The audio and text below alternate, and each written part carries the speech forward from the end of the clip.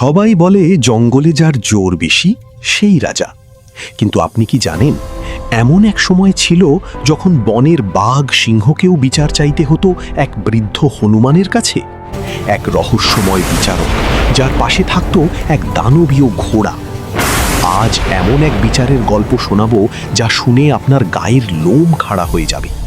এক তুচ্ছ ঝগড়া কিভাবে মৃত্যু ফাঁদ হয়ে দাঁড়িয়েছিল, আর কেনই বা সেই বৃদ্ধ হনুমান একটি বুনো ঘোড়াকে বিচারের অস্ত্র হিসেবে ব্যবহার করেছিল। চলুন প্রবেশ করি সেই নিষিদ্ধ জঙ্গলে। কালবৈশাখীর এক রাতে বনের উত্তর প্রান্তে এক বিশাল হরিণ মারা পড়ল। শিয়ালটি ছিল ভীষণ ধূর্ত। সে দাবি করল, আমি একে প্রথম দেখেছি, তাই এর কলিজাটা আমার। ওদিকে নেকড়েটি গর্জে উঠে বলল, তোর সাহস তো কম না, আমার শক্তিতে আমি একে টেনে এনেছি, এর মাংসের বড় অংশ আমার। ঝগড়া থেকে শুরু হলো রক্তক্ষয়ী লড়াই। বনের শান্তি বিঘ্নিত হতে শুরু করল।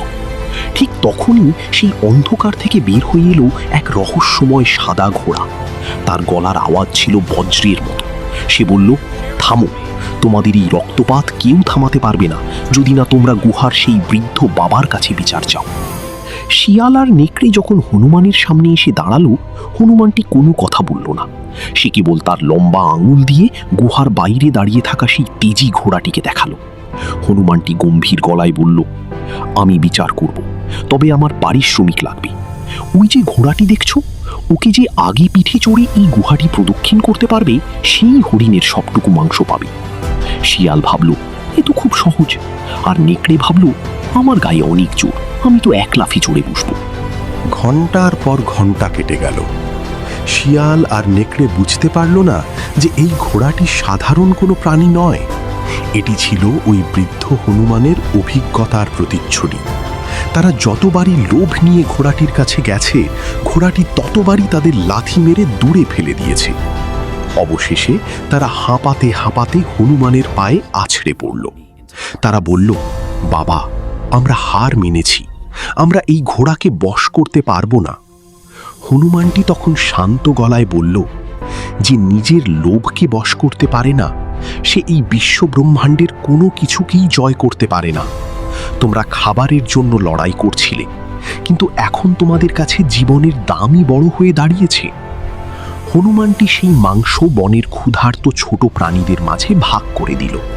সে শিয়াল আর নেকড়েকে বুঝিয়ে দিল যে শক্তির চেয়ে বুদ্ধি আর অভিজ্ঞতাই বড়।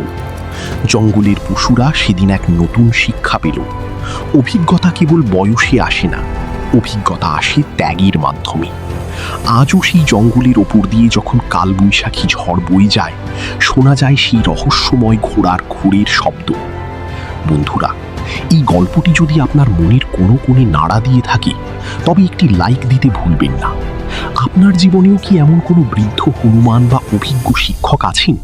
কমেন্টে জানান।